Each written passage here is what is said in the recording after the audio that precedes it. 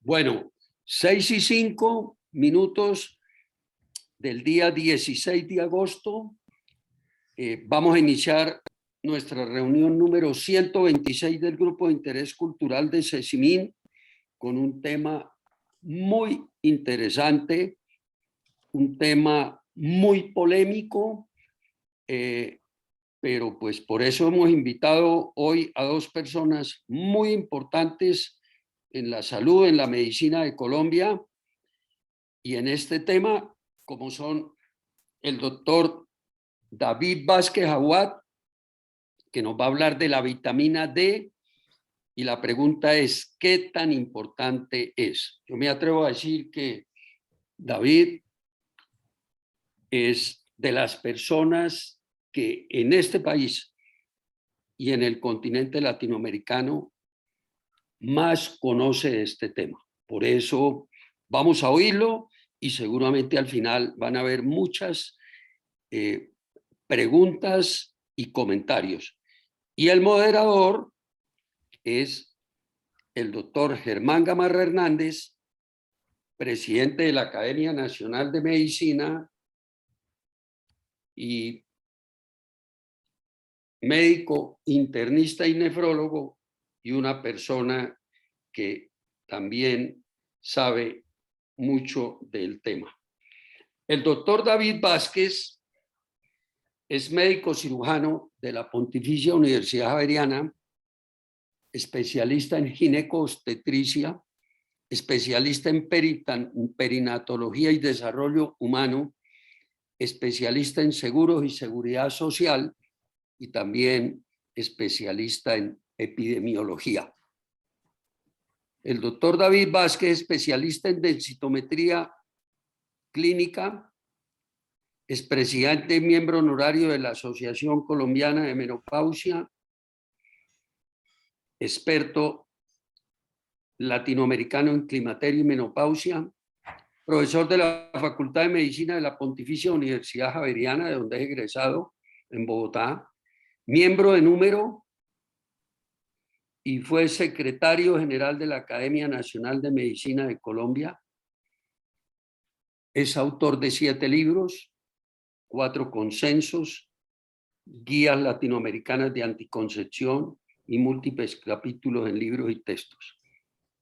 Ponente en múltiples eventos nacionales e internacionales, jurado y revisor de artículos en varias revistas indexadas en español y en inglés, fellow del American College of Obstetricians and Gynecologists, y con él en octubre del año pasado hicimos lanzamiento de un libro que lo puedo decir con modestia, pero con claridad, es el tema más actualizado en Latinoamérica de osteoporosis, mitos y realidades. Lo escribimos los dos y ahí hay un artículo muy, muy interesante sobre todo lo que trata la vitamina D.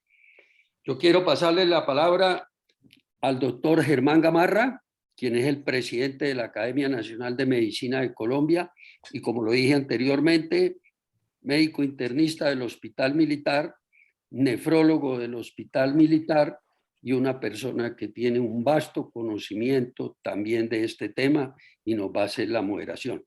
Entonces, gracias David, gracias Germán, les digo así por cariño y aprecio y la amistad que tenemos, y ustedes tienen la palabra.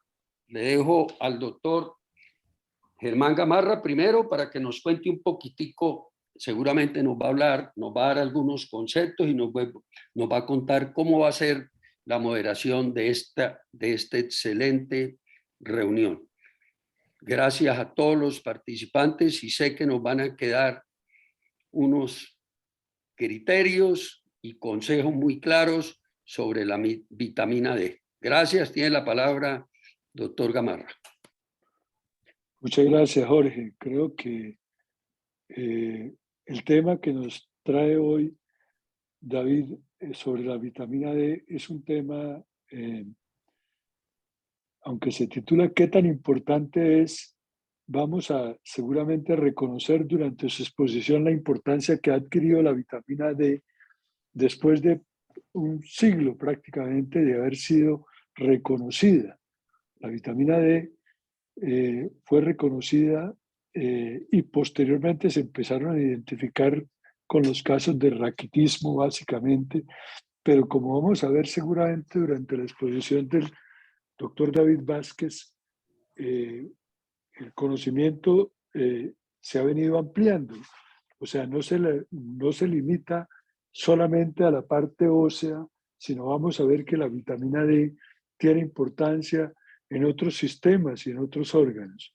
Particularmente en mi especialidad en nefrología, para nosotros la vitamina D ha sido muy importante porque prácticamente el metabolito activo de la vitamina D se sintetiza en el riñón y en los pacientes con insuficiencia renal sufren de falta de vitamina D porque no se sintetiza el metabolito activo. Uno puede ingerir eh, vitamina D, pero si no ingiere el metabolito activo, que seguramente lo vamos a ver en la presentación de David, no es suficiente para corregir los problemas óseos que acompañan a la insuficiencia renal particularmente. Eso y seguramente otros aspectos que han adquirido importancia, además de en la enfermedad ósea, en el sistema cardiovascular, en el sistema inmune, seguramente van a ser temas de presentación durante esta discusión que nos va a hacer el doctor David Vázquez Awad, que como ustedes escucharon por parte de Jorge Ramírez, pues David es un experto y estudioso de este tema. Al final de la presentación de David vamos a tener la oportunidad de hacer preguntas, las pueden hacer bien sea por el chat o las pueden hacer, solicitar la palabra abiertamente para hacer la pregunta directamente al expositor. Entonces, sin más preámbulo, David tiene la palabra y escuchamos con atención su presentación. Muchas gracias. Por favor, me confirman si se oye bien y si se está viendo bien esta diapositiva. Lo estamos viendo bien y escuchando muy bien. Perfecto. Bueno, ante todo, buenas tardes. Muchas gracias al académico Jorge Felipe Ramírez León por la oportunidad de estar con ustedes para discutir estos temas de vitamina D que siempre son polémicos y llevan a discusión, lo cual es muy sano. Muchísimas gracias al señor presidente de la Academia Nacional de Medicina, académico Germán Gamarra Hernández, por la moderación, por su presentación y por su gentileza de aceptar estar con nosotros, pero sobre todo muchas gracias a ustedes que virtualmente están acompañándonos y que esperamos que participen activamente en este conversatorio, que vamos a hacerlo de la manera más amable y más agradable posible, sin tanto tecnicismo, para que todos podamos participar de él. Asclepio. Asclepio era el dios griego de la medicina. Entre los latinos, los romanos, Esculapio. Era hijo de Apolo y Coronis, fue criado por Quirón, y Asclepio alcanzó tal habilidad que podía devolverle la vida a los muertos.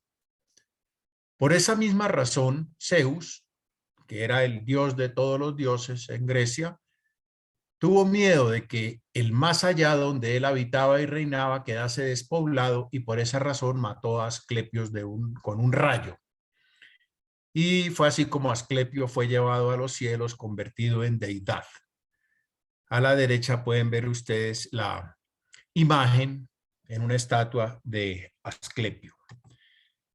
Hay muchos templos, muchos asclepiones, y tal vez este es el mejor conservado, si ustedes seguramente algunos lo conocen, en España, en Gerona, Ampurias, están las ruinas del Asclepión, que data del siglo IV antes de Cristo, o sea, hace una muy buena cantidad de años. ¿Por qué empiezo hablando de Asclepio? Porque resulta que Asclepios, a quien debemos el caduceo, que es el símbolo de la medicina, que lo ven ustedes acá, que tiene el báculo, que es el signo del poder, la serpiente, que es el signo de la curación de los venenos, de los antídotos, y téngase en cuenta que en casi ningún caduceo aparece que el báculo tiene unas ramitas. Este es el original báculo y esas ramitas son las ramas del saber. Pues bien, Asclepios tuvo dos hijas, Higia y Panacea. Y de ahí viene de Higia la palabra higiene y de Panacea la cura de todas las enfermedades. Fíjense que ya desde esa época entonces se entendía que la medicina tiene dos grandes ramas del saber que son la prevención de la enfermedad, higia, la higiene, de ahí viene la palabra, y panacea, la curación.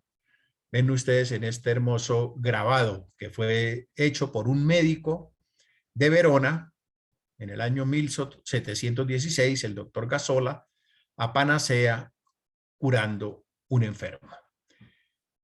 ¿Por qué traigo la reflexión? Porque la vitamina D no es una panacea, como se ha querido muchas veces vender, pero tampoco es tan poco útil como algunos también pueden considerar. De tal manera que la idea hoy es poner en su sitio qué tan útil, como el título de esta presentación, es la vitamina D. De tal manera que ese es el título de la presentación, vitamina D. ¿Qué tan importante es? Vamos a hacer entonces un camino alrededor de este tema fabuloso.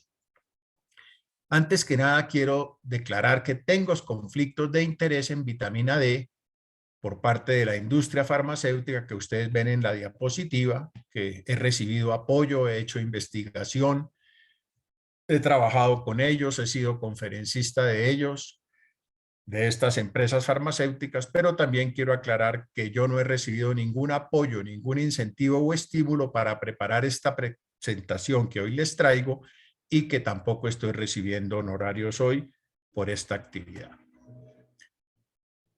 A finales del siglo XIX, con la Inglaterra industrial, eso lo mencionamos con el profesor José Luis Neiro, un importante colega vasco de la Universidad de Bilbao, en una publicación que escribimos en el año 2019, la vitamina D empezó en la Inglaterra industrial del siglo XIX de finales. Recordemos que las minas de carbón que hicieron grande la industrialización de Inglaterra y luego del mundo, sobre todo en Gales, que era donde estaban las principales minas, los médicos se dieron cuenta de que los niños que trabajaban en esas minas o que nunca veían el sol padecían una enfermedad que llamaron raquitismo y la asociaron a que les faltaba alguna sustancia.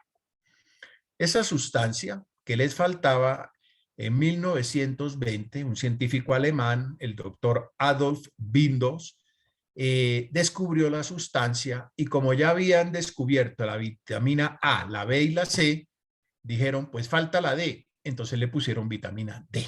Ese es el origen de la vitamina, del nombre como tal, y posteriormente el doctor Windaus recibió el premio Nobel al descubrir la estructura molecular de esta hormona.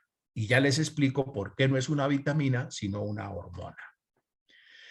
Hace exactamente 100 años, en junio del año 1922, se publicó el primer texto que tiene que ver con vitamina D y lo publicó en la revista que ustedes están viendo en la diapositiva, el doctor Elmer McCollum de la Universidad Johns Hopkins de Baltimore, en Maryland, Estados Unidos, y fue la primera publicación en la cual se habla ya de la vitamina D como un promotor de los depósitos de calcio para evitar el raquitismo, hace exactamente 100 años.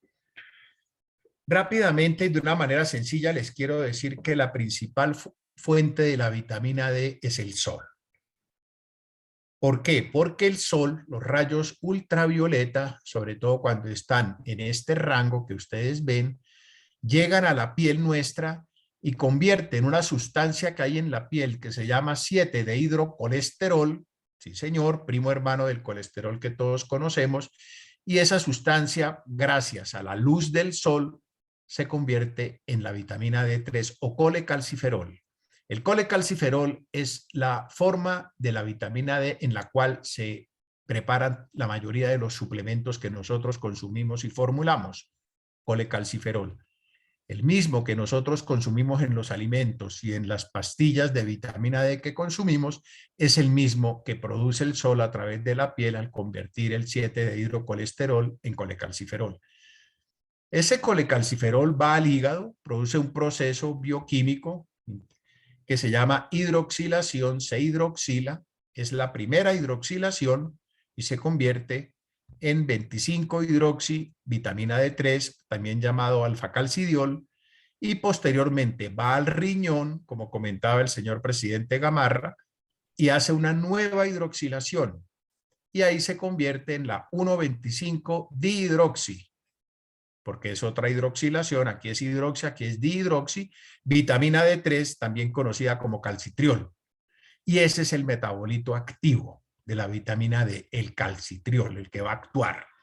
Por esa razón es una hormona, queridos amigos, porque las vitaminas actúan, la vitamina A, la vitamina B, la vitamina C, actúan en nuestro cuerpo tal cual las consumimos. En cambio, la vitamina D requiere de nuestro organismo, específicamente en este caso la piel, el hígado y el riñón, para convertirse en el metabolito activo, de tal forma que por eso es una hormona, porque nuestros órganos intervienen para que ese premetabolito se convierta en el calcitriol. Y ese calcitriol, que es el 1,25 de hidroxivitamina D3, es el que va a actuar en los tejidos. También quiero anotar para empezar que, como dijo el matemático de la Universidad de Chicago, Edward Deming, sin data tú eres solo una persona que da una opinión.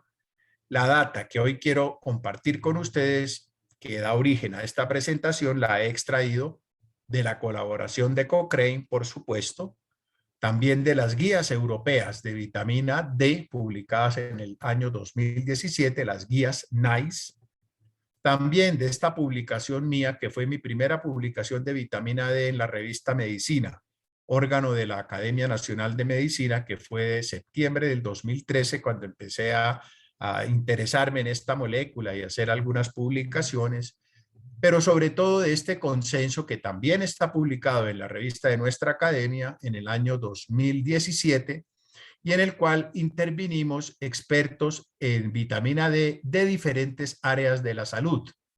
El consenso fue liderado por mí e intervinieron el doctor Carlos Alberto Cano Gutiérrez, geriatra, el doctor Armando Gómez Ortiz, cardiólogo, el doctor Miguel Ángel González, ortopedista, el doctor Renato Guzmán Moreno, reumatólogo, el doctor José Ignacio Martínez Reyes, oncólogo, el doctor Óscar Rosero Olarte, endocrinólogo, el doctor Camilo Rueda Bels, ginecólogo, y el doctor Jorge Luis Acosta Reyes, bioestadístico.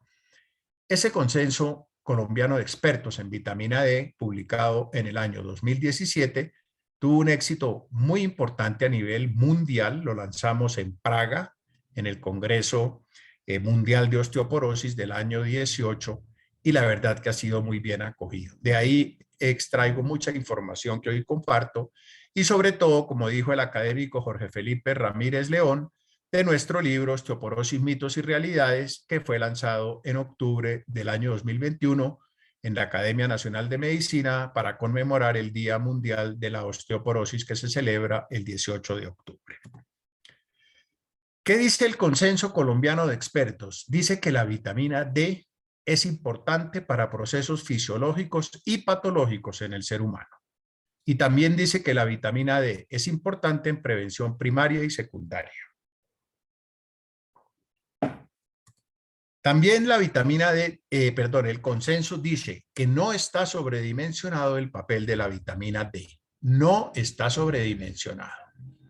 Está bien importante establecido su papel, y sabemos también que a nivel mundial existe una epidemia de hipovitaminosis D, y sabemos que entre mujeres posmenopáusicas, que es donde más la hemos estudiado, 2 de cada 3 mujeres tienen niveles inadecuados de vitamina D a nivel mundial.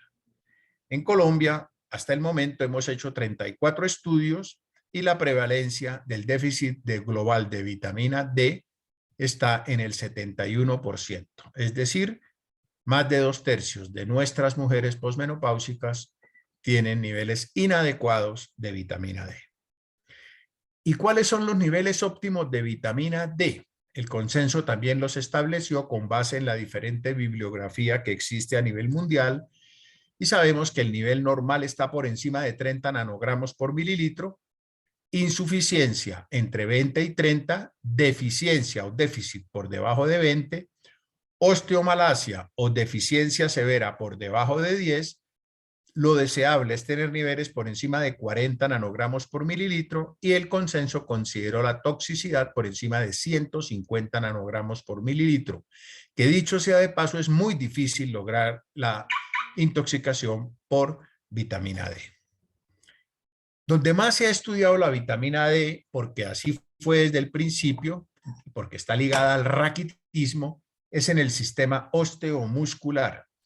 Y es así como sabemos que si tenemos niveles inadecuados de vitamina D, la absorción de calcio se disminuye en el intestino, sencillamente porque la vitamina D trabaja a nivel del enterocito, es decir, de la célula del intestino, para promover la absorción del calcio que consumimos.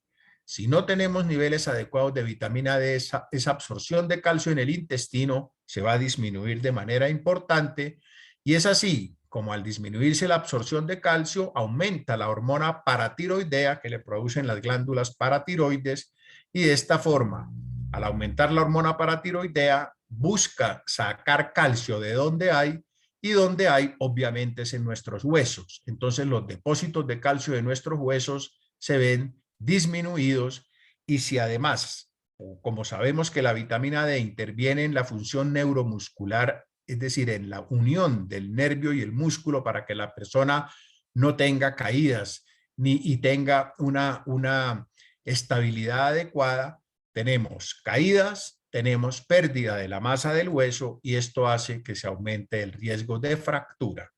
Y estoy hablando de riesgo de fractura porque es un tema muy grave para los adultos mayores. 1 de cada 3 mujeres sufrirá a lo largo de su vida una fractura por osteoporosis, por fragilidad, y estos son números muy, muy importantes. Y es que la osteoporosis es grave en términos de que fractura los huesos. Si no hubiera fractura, la osteoporosis sería una gripa de los huesos, pero las fracturas de cadera, de columna y de muñeca, que son las más comunes, siendo la más grave la fractura de cadera, que conlleva una pérdida muy importante de la independencia, de la calidad de vida, de la autonomía del paciente y un aumento muy importante de la mortalidad.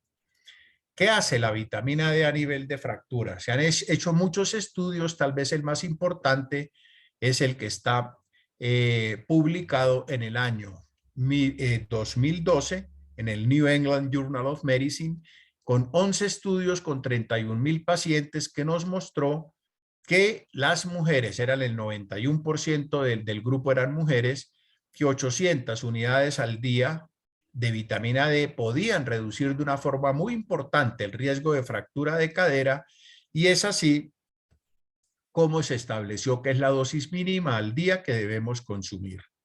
Repito, la dosis mínima al día son 800 unidades diarias de vitamina D. Por debajo de eso no funciona.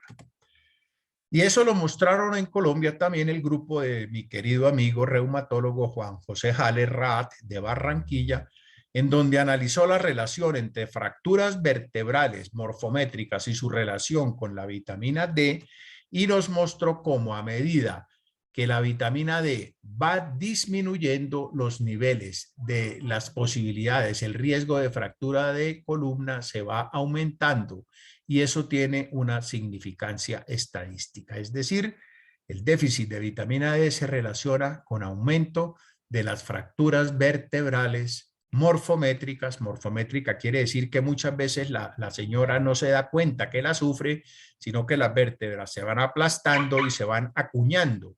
Y por esas razones que vemos cada vez en las fiestas familiares a nuestra tía Pachita cada vez más pequeñita y cada vez más jorobada.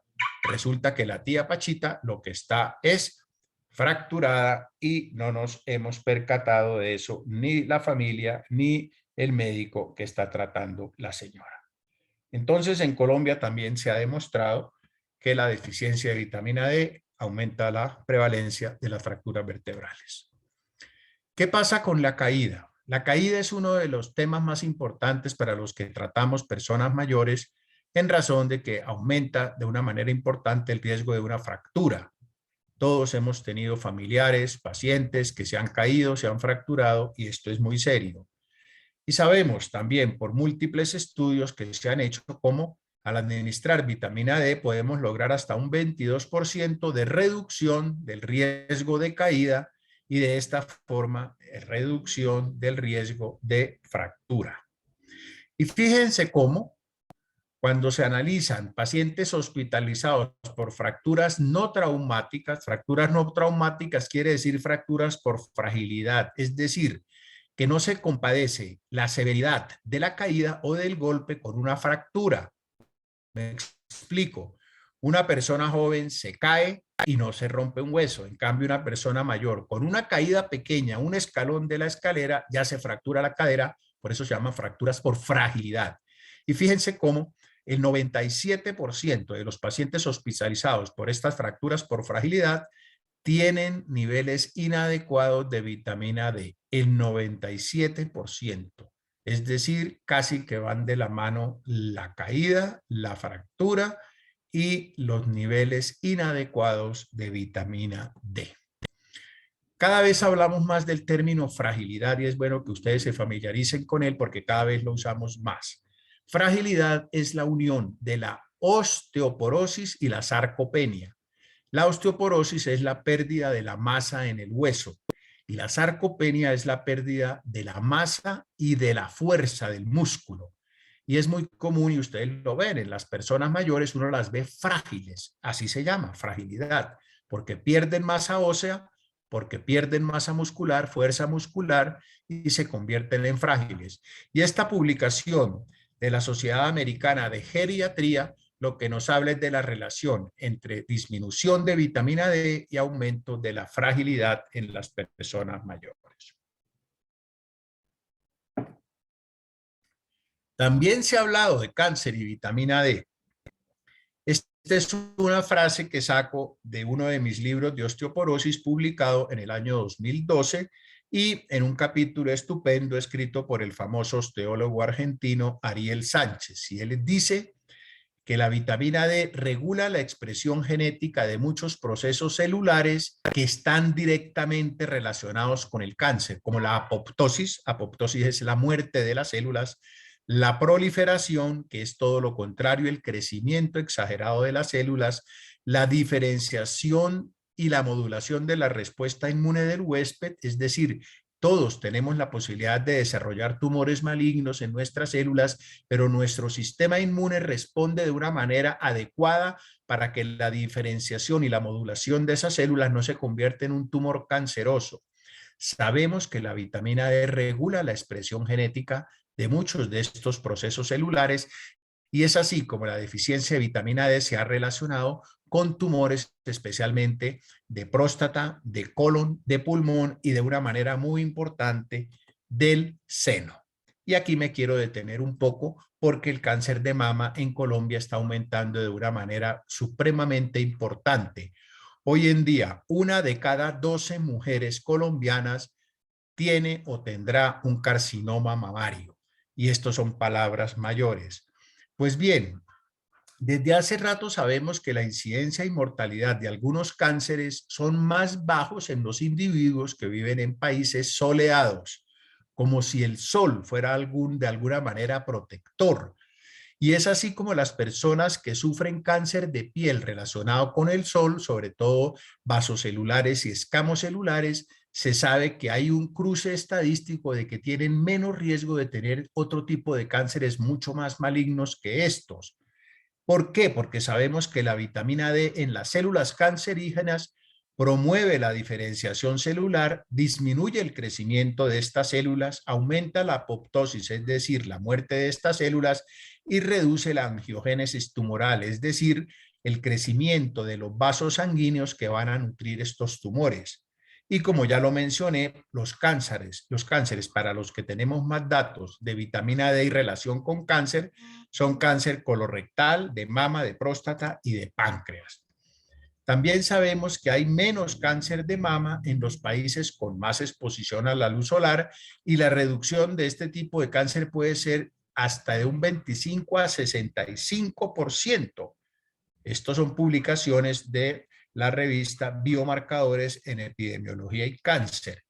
Y sabemos que la reducción de la vitamina D nos va a aumentar el tamaño de los cánceres, y que los tumores que tienen receptores positivos a la vitamina D tienen más posibilidad de sobrevivir libre de enfermedad y por más tiempo que los que no los tienen. Y sabemos que cuando los niveles están por encima de 52 nanogramos por mililitro, podemos reducir la incidencia inclusive hasta por encima del 50% de este tipo de carcinoma. También hay estudios, sobre todo alemanes, que nos hablan de que las mujeres con déficit de vitamina D tienen más riesgo de cáncer de mama, más riesgo de presentar metástasis y más riesgo de mortalidad. De tal manera que es uno de los cánceres donde más se ha estudiado el papel importante de la vitamina D en la prevención y en la disminución de la severidad del cáncer de mama. También sabemos que la vitamina D interviene en el riesgo cardiovascular. Este paseo por diferentes órganos lo doy sencillamente porque existen receptores de vitamina D en todos los órganos del cuerpo humano, y tengan la seguridad que si están ahí no están de adorno, están porque tienen algún tipo de uso, de importancia. En riesgo cardiovascular se ha estudiado mucho la vitamina D, y es así como mi buen amigo Armando Gómez Ortiz, médico internista y cardiólogo y amigo de Bucaramanga, compañero de mi colegio San Pedro y compañero de pupitre de la Javeriana, él optó al título de maestría en la Universidad de Murcia, de maestría en cardiología, por medio de un trabajo que se denominó Consenso sobre la utilidad de la vitamina D en aspectos cardiovasculares, metabólicos, endocrinos, osteomusculares, inmunomodulación, oncológicos y envejecimiento. Yo tuve la fortuna de que el doctor Armando Gómez me nombró su director de tesis, y de ese trabajo ha salido mucha información que ha sido de gran utilidad para los médicos y sus pacientes. Y es así como se demostró que en la cohorte de NANES 3, que es una gran cohorte, un gran grupo de pacientes norteamericanos, que se relacionaron los niveles bajos de vitamina D, por debajo de 25 nanogramos por mililitro, con mayor riesgo de diabetes mellitus, de obesidad, de hipertriglicemia y de hipertensión y de infarto de miocardio. Esto se debe muy probablemente a que la vitamina D tiene un papel muy importante en el endotelio. El endotelio es el tapete que cubre todos nuestros vasos sanguíneos. Es el órgano más grande y más importante del cuerpo humano. Es el tapiz que tiene nuestras arterias y venas, y la edad de una persona es la edad del endotelio de esa persona.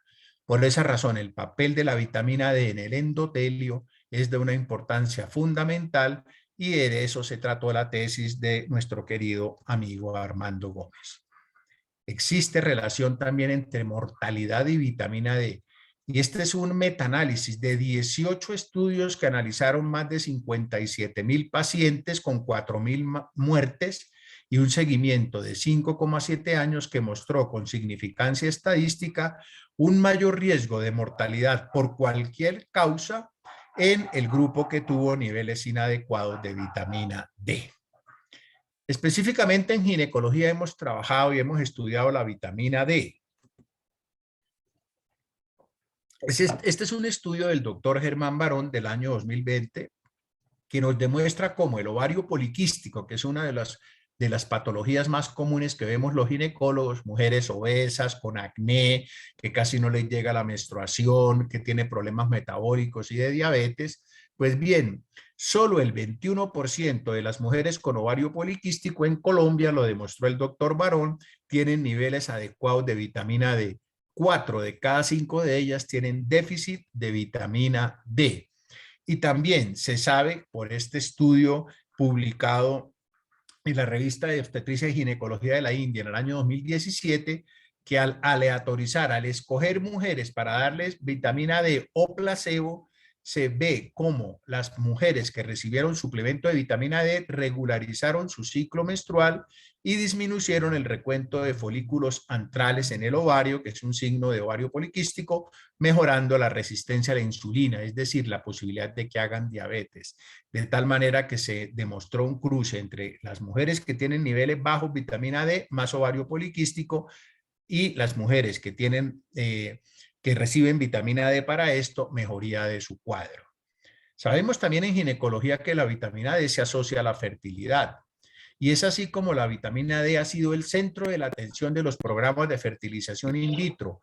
Todas las parejas que nosotros, digo parejas, tratamos con problemas de fertilidad, les medimos niveles de vitamina D porque sabemos que las mujeres embarazadas normales tienen más posibilidad de tener niveles normales de vitamina D y que las mujeres con abortos en su embarazo tienen tendencia a tener déficit de vitamina D. Cuando hacemos programas de fertilización in vitro, fertilización asistida en las mujeres, sabemos que si tiene niveles normales de vitamina D, tiene 4 veces más posibilidad de éxito en estos programas y también sabemos que la tasa de embarazos son más bajos en las mujeres que reciben estos procesos de fertilización asistida in vitro cuando tienen déficit de vitamina D. Es decir, forma parte del estudio de las parejas infértiles. En obstetricia, es decir, en el embarazo, también se ha investigado y se ha publicado mucho de vitamina D, porque la embarazada se considera que es una persona en alto riesgo de tener déficit de vitamina D y tiene riesgo incrementado de que no le vaya muy bien en el embarazo a ella y el feto.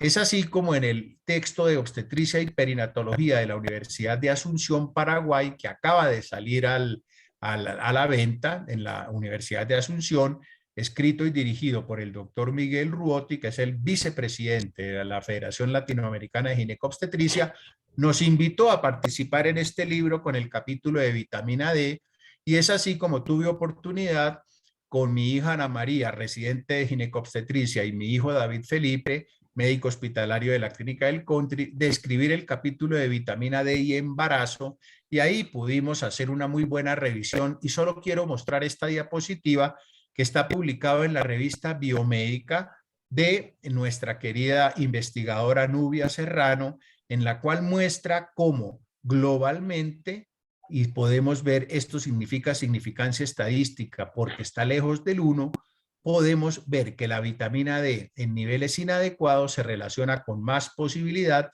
de hipertensión inducida por el embarazo, es decir, preeclampsia, eclampsia, y también de otras patologías como parto prematuro y como bajo peso al nacer del feto. De manera que en el embarazo también hemos demostrado importancia de la vitamina D, y fíjense cómo en la misma publicación de la doctora sabemos que hay eventos maternos y perinatales que se relacionan con déficit de vitamina D. Son todos los que ustedes ven en la diapositiva. Es un punto muy importante también, y eso lo reconoce la Organización Mundial de la Salud. Esta es la declaración número 18 de nuestro consenso, que habla de que la OMS recomienda suplementar vitamina D3 a la mujer gestante con niveles deficitarios o insuficientes, y el consenso nuestro sugirió medir niveles a aquellas mujeres en riesgo en estado preconcepcional, es decir, antes del embarazo, y en estado prenatal, es decir, ya al inicio del embarazo. Hemos averiguado también bastante de vitamina D en la sexualidad, tanto masculina como femenina. Hay varias publicaciones al respecto, yo tengo varias conferencias montadas al respecto, y aquí lo que quiero recalcar es solamente el resumen de todo esto que se los traigo a ustedes, en la cual se reconoce que la vitamina D interviene en múltiples procesos biológicos y que el déficit de la vitamina D los altera. Como ya mencioné, la hipovitaminosis D se asocia con alteraciones en la fertilidad masculina y femenina, se asocia con índices de satisfacción sexual alterados. Las mujeres con déficit de vitamina D tienen mayor riesgo y mayor prevalencia de disminución del deseo sexual y mayor presencia de síntomas depresivos. Y está demostrado que al suplementar con vitamina D se mejoran estos indicadores. También sabemos que en hombres la vitamina D juega un papel muy importante en la producción de los andrógenos, en la calidad del semen, y el déficit de vitamina D se asocia con disfunción eréctil de origen vascular, que es la más común.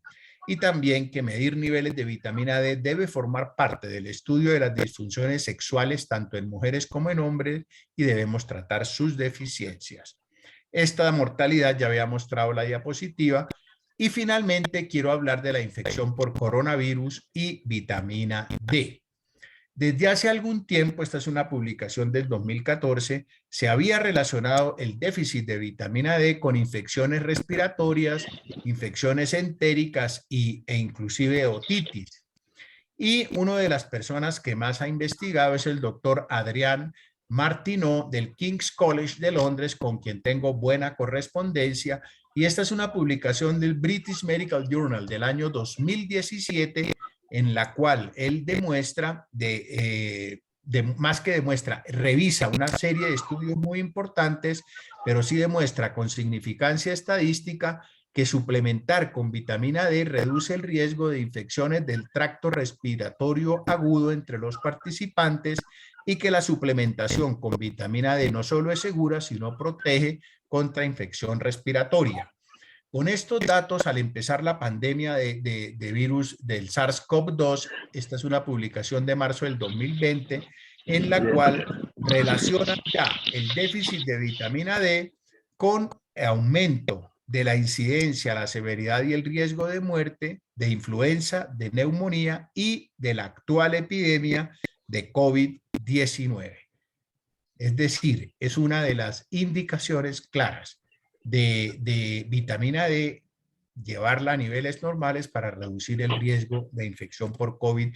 Y esto se demostró en múltiples estudios. Solo traigo este que me parece muy interesante, que fue hecho en plena pandemia en Israel, en un hospital en Tel Aviv, en la cual se analizaron 14,000 miembros de los servicios de salud del LEUMID, que tomando como niveles normales el mismo que habíamos establecido nosotros en el consenso de 30 nanogramos por mililitro, y se demostró que los pacientes que tenían niveles adecuados de vitamina D tenían menor riesgo de infección por COVID, de hospitalización, de intubación y de muerte. De tal manera es que una de las medidas más baratas y más eficaces puede estar para prevenir y para tratar virus por SARS-CoV-2, de asegurar niveles adecuados de vitamina D. Entonces viene la pregunta, ¿y cómo se da la vitamina D? En el consenso nosotros tratamos este punto y dejamos claro que la adecuada exposición solar es suficiente para mantener niveles normales de vitamina D en menores de 50 años. ¿Por qué en menores? Porque resulta que la piel, después de los 50, 60 años, ya no tiene la misma capacidad de sintetizar vitamina D a partir de la luz solar, y ahí es una población de alto riesgo. También el consenso dijo que la suplementación con vitamina D impacta favorablemente la mortalidad global en adultos. Vale la pena recordar que los alimentos no son una buena fuente de vitamina D. El único alimento que nos puede dar buena cantidad de vitamina D es tomarse todos los días una cucharada de aceite de hígado de bacalao, es decir, nuestra famosísima emulsión de Scott. Yo le quiero preguntar a la audiencia si está dispuesta a tomarse todos los días el resto de su vida una cucharada de aceite de hígado de bacalao. Entonces, esto nos hace pensar que tal vez debemos buscar otro tipo de suplementación porque los alimentos no lo es. Tal como lo había mencionado anteriormente, el Colegio Americano de Endocrinología recomendó una dosis mínima de 1.000 a 2.000 unidades al día para mantener niveles óptimos. Y también importantísimo, nos dice que en caso de que el paciente sea obeso, quiero recordar que la vitamina D es liposoluble, es decir, se deposita en la grasa. Las personas obesas o que tienen mala absorción, o inclusive ciertas razas, específicamente las de piel oscura, como los latinos y como los negros, tienen mayor riesgo de déficit de vitamina D, o sea, nosotros, y es una población en la cual debemos tener mucho cuidado y probablemente aumentar la dosis al doble si es obeso. El consenso dijo que para suplementar la dosis mínima es 1000 unidades al día, o sea, ese es lo mínimo, la base.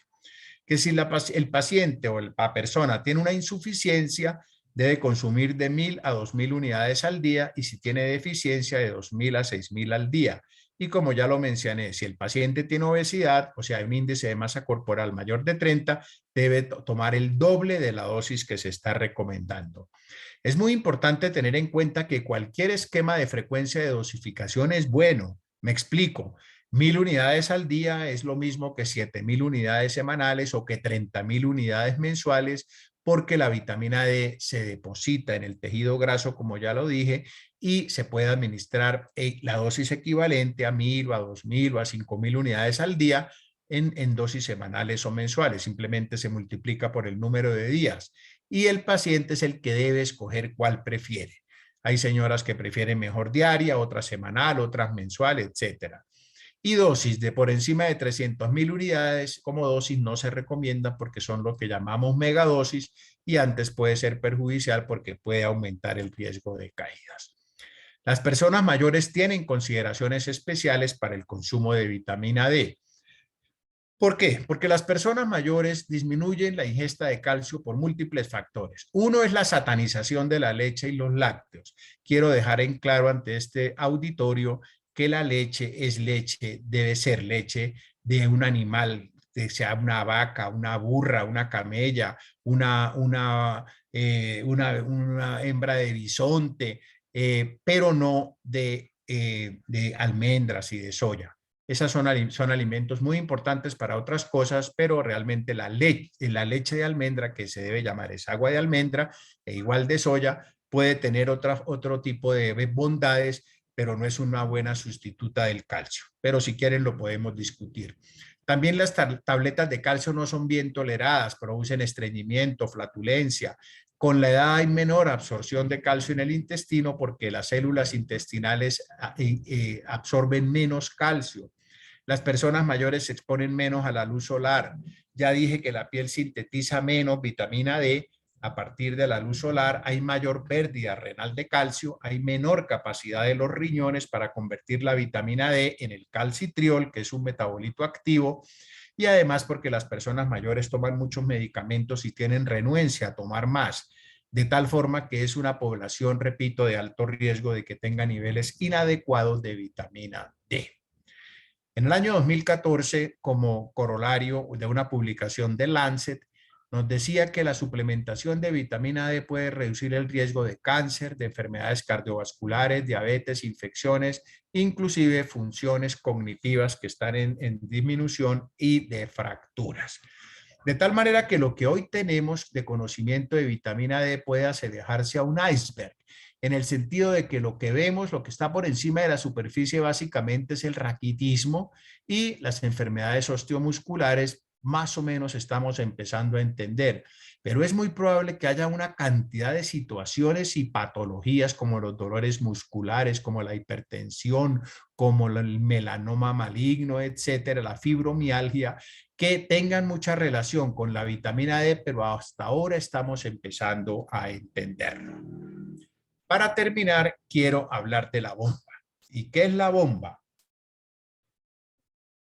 La bomba es el boom que se ha venido difundiendo respecto a que la vitamina D si realmente sirve para tanto.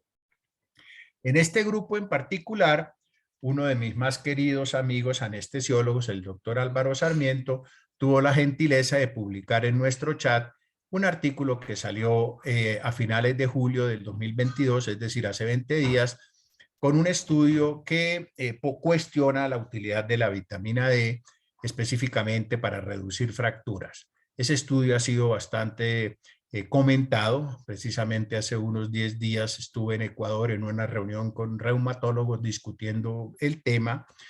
Y esto nace desde el año 2019 cuando en el New England Journal of Medicine sale esta publicación, que es el estudio vital, que dice que los suplementos de vitamina D no previenen el cáncer ni la enfermedad cardiovascular. Ese fue el primer bombazo que salió en el año 2019 en una publicación dirigida por Johan Manson, que fue presidente de la Sociedad Norteamericana de Menopausia. Es importante siempre en este tipo de estudios desmenuzarlos un poquito y revisarlos bien qué exactamente es lo que están diciendo. Pues bien, en este estudio lo importante y lo que pudimos observar es que los participantes que se eligieron no tenían historia de cáncer. Perfecto.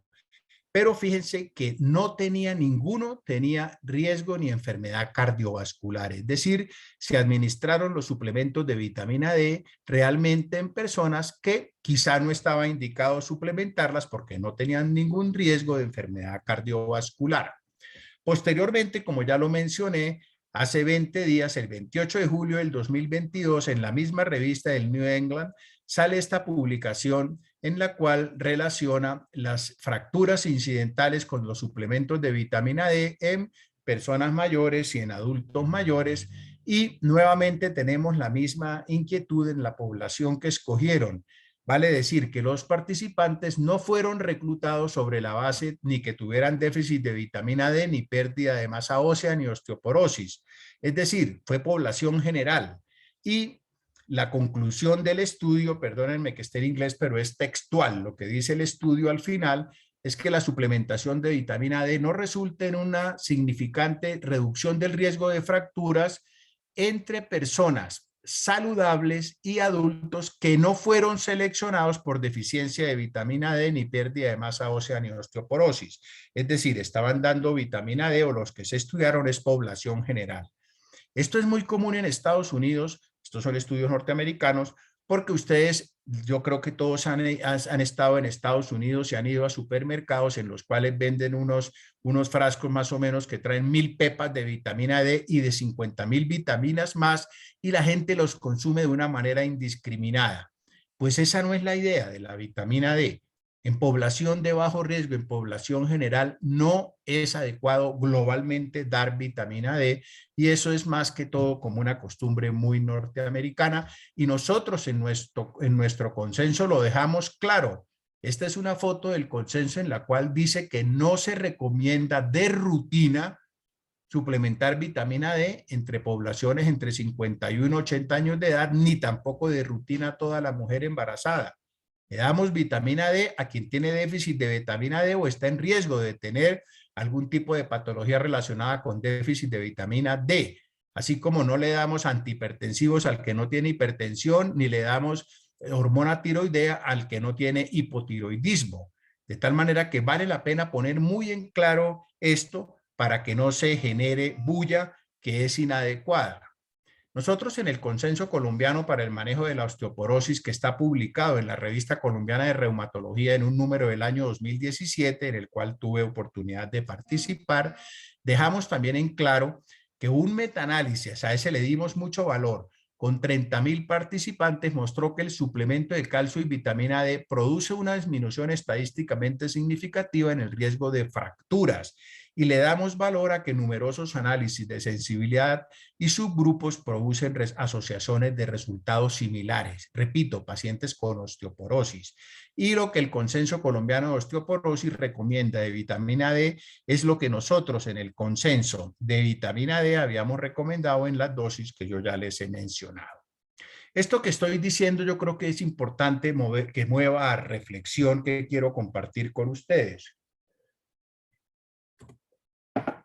¿Por qué?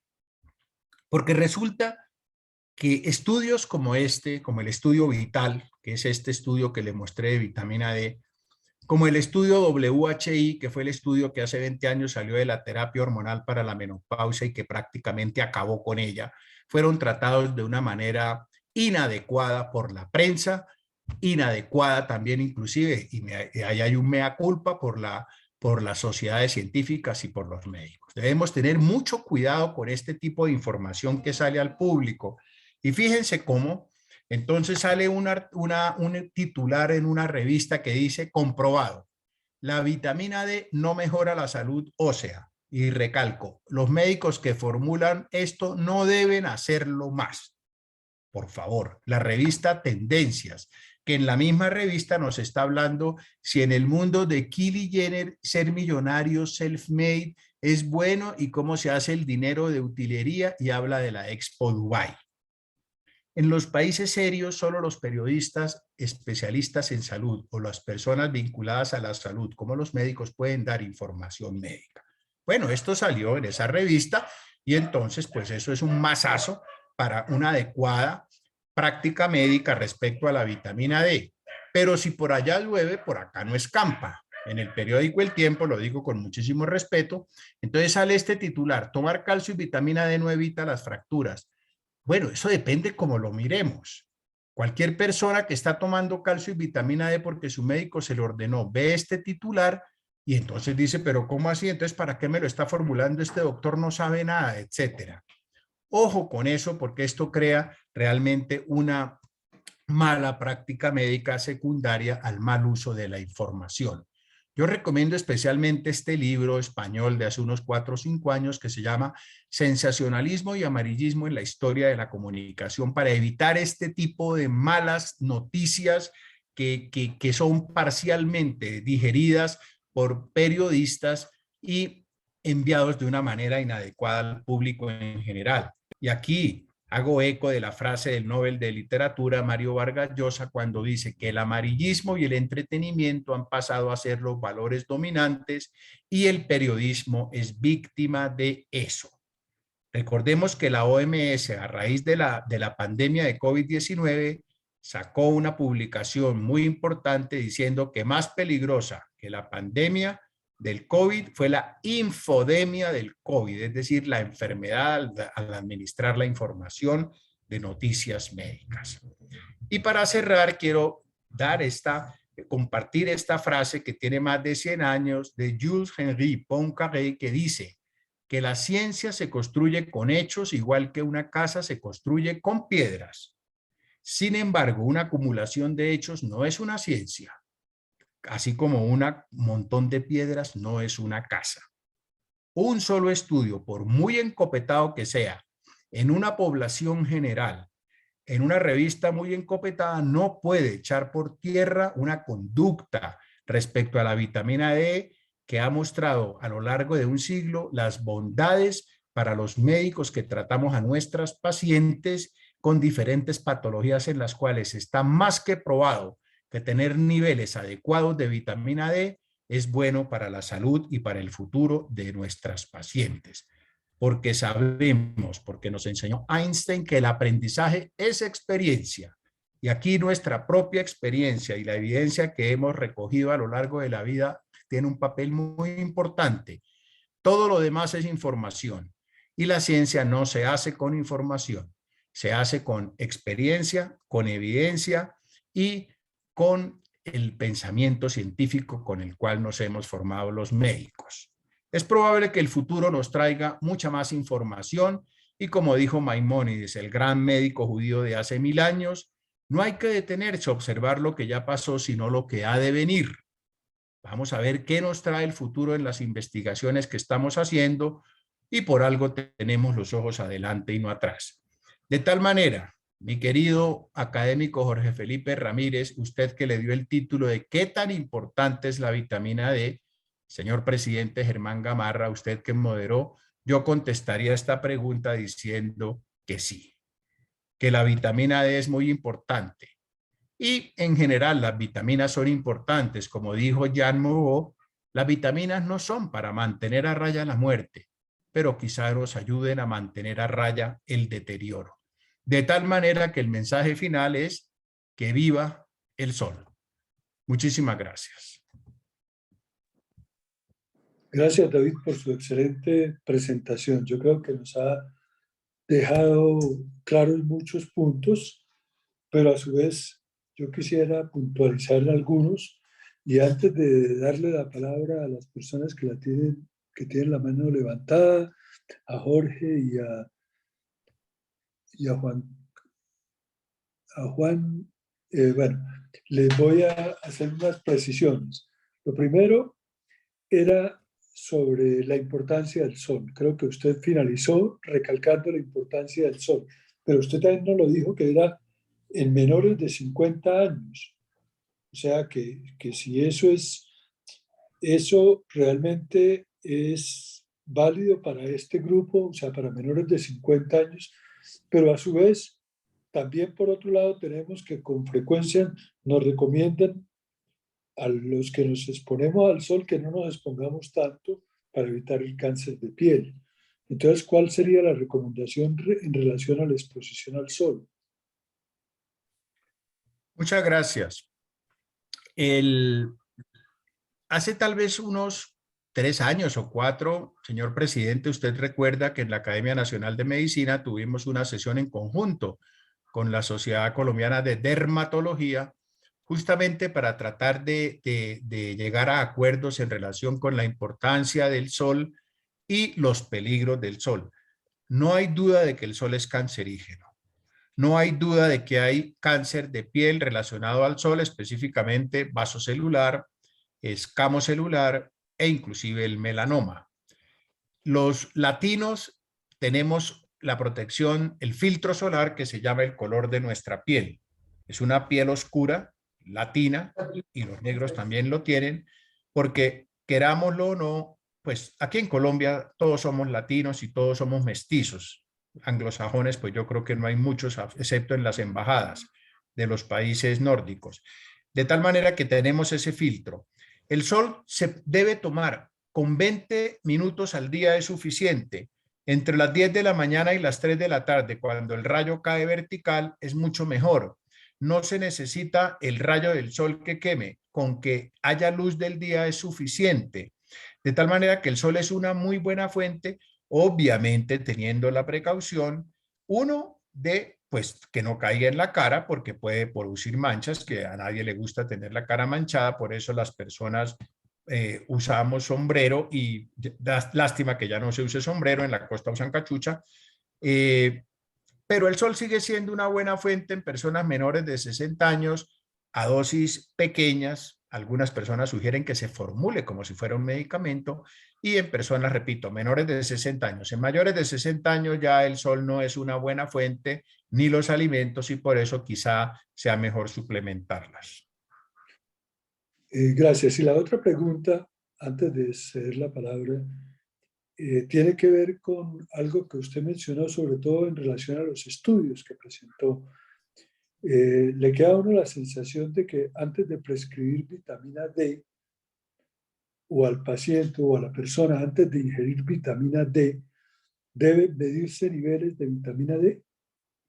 O sea, no es, o sea, si yo no tengo deficiencia, no tengo por qué tomar suplemento, por ejemplo. O sea, esto obligaría Sí. que tengamos que hacer medición de niveles antes de empezar un tratamiento. Por efectos de tiempo no mostré una de los de posicionamientos del consenso de a quién se debe medir niveles de vitamina D. No se recomienda medir a la población general. No es costo efectivo medirle a la población general y puede ser costoso. Por eso el consenso no lo recomienda. Solamente se recomienda medir en personas en quienes sospechemos que una deficiencia o insuficiencia de vitamina D puede potenciar un cuadro patológico que tenga la paciente.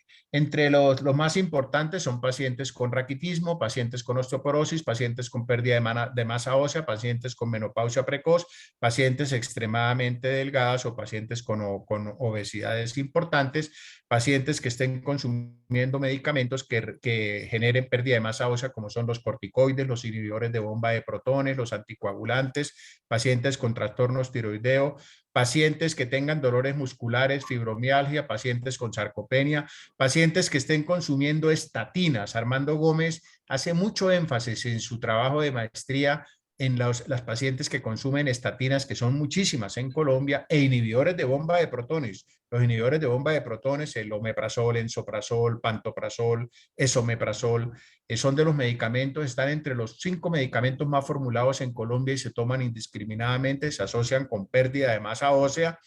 Pacientes que tengan síndromes de malabsorción, pacientes que tengan enfermedades granulomatosas, pacientes oncológicos, En todos estos pacientes entre los trastornos de la absorción, incluyo los pacientes que tienen cirugía bariátrica, cirugía de obesidad. Todos estos pacientes son candidatos a medir niveles de vitamina D, que se debe medir 25 hidroxivitamina D. Eso es lo que se debe medir en suero, y los niveles adecuados deben estar por encima de 30. Pero no se recomienda a la población general de rutina, así como no se recomienda suplementar de rutina a la población general. Gracias. Jorge, tiene la palabra levantando la mano. Gracias, Germán. David, felicitaciones por excelente presentación. Sencilla, práctica, y yo creo que la digerimos todos. Y yo creo que en este momento, que yo llamaría de salud mental, muy importante estos temas, porque desafortunadamente los que estamos en el sector salud, pues vivimos todo el día pensando hacia dónde van las políticas del Estado en el futuro con el sector salud. Entonces esto nos recrea, nos llena de mucho conocimiento, y yo me voy a referir específicamente como ortopedista y su especialista en columna en algo que usted lo mencionó muy claro sobre la vitamina D y su papel en la osteoporosis. Todos sabemos que a nivel mundial los costos, tanto físicos, llamémoslos por dolor, por calidad de vida, y económicos por las fracturas por osteoporosis, como usted lo mencionó, especialmente la de cadera en el cuello de fémur, que muchas terminan en reemplazos articulares, las del tercio distal del radio, llamadas las de coles, y las de columna, especialmente en la región dorsolumbar, pues hoy en día son una pandemia como cualquier otra que está presentando. Entonces, pero desafortunadamente, los ortopedistas no tenemos una formación clínica para el manejo de la osteoporosis, y especialmente todo lo relacionado con la vitamina D. Es decir, es triste decirlo, pero así es una realidad. Muy poquitos ortopedistas están entrenados para estos, algunos ortogeriatras, usted lo mencionó, el doctor Miguel Ángel González, y algunos otros ortopedistas que se han dedicado a esto, pero verdad que el resto, y lo puedo decir, no sabemos manejarlo. La pregunta mía, David, es muy práctica. ¿En qué momento y cuándo y a quién hay que remitirle a estos pacientes? Porque con el número tan grande de pacientes con osteoporosis, el número tan poco de especialistas que hay dentro de la misma ortopedia para el manejo, la pregunta práctica es la siguiente. ¿Ustedes, los ginecólogos, les pasa lo mismo que a nosotros los ortopedistas?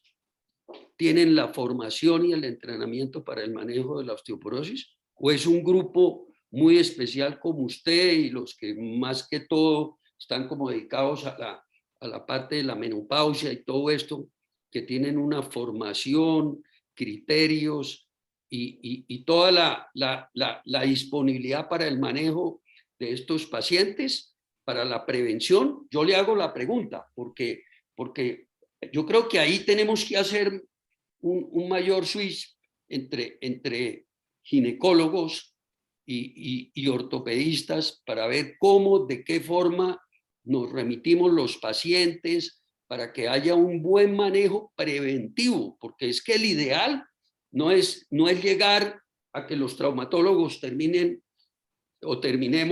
haciendo los procedimientos quirúrgicos. En mi caso, afortunadamente hoy en día se han desarrollado muy bien las técnicas mínimamente invasivas para las fracturas de columnas, haciendo las vértebro o las cifoplastias. Antes era un drama hacer esas cirugías grandes con instrumentaciones, pero las de cadera sí están terminando en reemplazos articulares, que ya es una cirugía mayor. Entonces, esa es mi pregunta, David. ¿Cómo podemos para tener una mayor integración todo llevando a una prevención de no llegar a la parte final, que son las fracturas en esos 3 segmentos que hablamos. Gracias. Bueno, son 2 puntos, ¿no? Uno, la vitamina D, y otro ya la osteoporosis. Yo pienso que cualquier médico general, inclusive, está en capacidad de tratar una hipovitaminosis D. El consenso fue muy claro en a qué paciente les debemos solicitar niveles y cómo debemos suplementarlos. Y hoy en día existen en el mercado diferentes presentaciones desde 1000 unidades hasta 50.000 unidades de vitamina D para administrar, de tal manera que una hipovitaminosis del médico general la puede tratar sin ningún problema. La cuestión está en que lo piense, en que lo sospeche, en que lo pida los exámenes cuando sea de rigor y las trate. No tiene ningún problema. Además, la vitamina D está dentro del plan obligatorio de salud en los medicamentos. Lo otro es la osteoporosis. El problema de la osteoporosis es que el 70% de la osteoporosis se diagnostica con la fractura. Cuando ya la paciente está fracturada se diagnostica, y lo que tú dices, Jorge, es cierto. Muchas veces el ortopedista, y no lo digo a manera de crítica, hace una gran cirugía de un reemplazo de cadera y manda al paciente para la casa sin ningún tipo de investigación si tiene osteoporosis o no, y la posibilidad de que se vuelva a fracturar pues es altísima, de manera que hay que pensar en eso. Y la mejor forma de prevenirla es el ejercicio, y el mejor ejercicio es caminar, ejercicios antigravitatorios, o sea, y el mejor es caminar. Y una dieta rica en calcio. Recordemos que la masa ósea se adquiere hasta los 30 años de edad, por eso a partir de ahí se empieza a perder masa ósea, y la mujer la pierde de una manera muy importante en el periodo de transición de la menopausia. La mujer pierde el 50% de la masa ósea que pierde a lo largo de su vida, es en el periodo de transición. No es cuando esté viejita, es entre los 45 y los 60 en la transición. Debemos siempre pensar en eso, y el aumento de la dieta rica en calcio, que son las leches y los lácteos, y el ejercicio son los 2 pilares fundamentales para prevenir la pérdida de masa ósea. Y el instrumento más importante sigue siendo la historia clínica, porque una buena historia clínica evaluando factores de riesgo es lo que nos va a permitir sospechar la enfermedad, pedir la densitometría ósea, que es el examen que nos permite saber si tiene osteoporosis o no, y en este caso tratarla de una manera no agresiva, porque no es agresivo, sino de una manera contundente, una manera clara.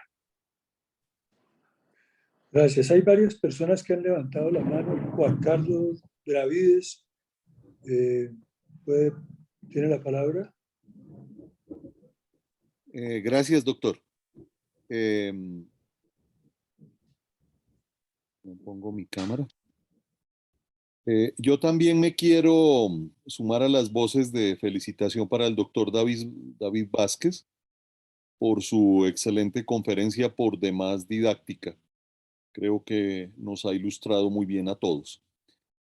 Mi pregunta está relacionada precisamente con lo que dijo hace un momento. Es bien sabido que la pérdida de masa ósea en mujeres se inicia a la edad de 30 años. Y de ahí prácticamente esta ocurre en proporción geométrica. No sé, y esa es mi pregunta, si solo bastaría en este grupo etario con recibir el sol, con hacer ejercicios antigravitatorios, o más bien en un eventual programa de promoción y prevención a toda mujer mayor de 30, empezarle a dar suplementos de calcio y vitamina D. Porque lo que también se sabe es que hay que depositar en el banco, por decirlo de alguna manera, es a partir de esta edad. Probablemente empezar a tomar suplementos a los 45 o para ser más específicos, después de la menopausia no tiene el mismo impacto. Entonces, yo quisiera hacerle esa pregunta al doctor David, a ver qué nos puede comentar al respecto. Muchas gracias, Juan Ricardo. La osteoporosis es una enfermedad de los niños que la sufren los viejos, dice el adagio, y es así. Lo importante, lo primero es que hasta los 30 años, como tú dijiste, es una cuenta bancaria que uno va echando dinero. Entre el nacimiento y los 30 años se va a formar los depósitos de calcio y a partir de ahí vamos a perder indefectiblemente. Para poder llegar a una buena masa ósea a los 30 años, el ejercicio y la dieta rica en calcio es fundamental para que luego empecemos a perder plata de la cuenta poco a poco. Eso también es fundamental porque la mujer sobre todo la va a perder mucho en el periodo de transición. Yo no estoy de acuerdo con dar suplementos indiscriminadamente, ni siquiera de vitamina D. Yo pienso que una dieta rica en calcio, una adecuada exposición solar, que ya vimos que tampoco tiene que ser pasársela al sol, no, es algo es algo mínimo. Y el ejercicio, caminar simplemente o trotar si la persona está joven y las rodillas dan, es suficiente y no requiere ningún tipo de suplemento. Yo no soy amigo de administrar multivitamínicos y suplementos a todo el mundo indiscriminadamente, no creo que sea una buena idea. Creo que lo que necesitamos, población general, está en una alimentación adecuada y en estilos de vida saludables. Muchas gracias. Hernando Rueda preguntó sobre el tiempo de exposición al sol, creo que ya David lo respondió. Entonces le cedemos la palabra a Daniel de Peña Palacio, que tiene la mano levantada. Daniel. Sí, buenas. Sí, excelente. Buenas noches. Buenas noches. Excelente, doctor Vázquez, muy buena conferencia. Mis preguntas son varias. La primera es, una paciente embarazada, ¿a las cuántas semanas de inicio del embarazo usted recomienda que comencemos a hacerle mediciones de vitamina D? ¿Y cada qué tiempo podemos hacer así en el embarazo? 3 veces, 4 veces, para si hay que dar tratamiento, se le trata.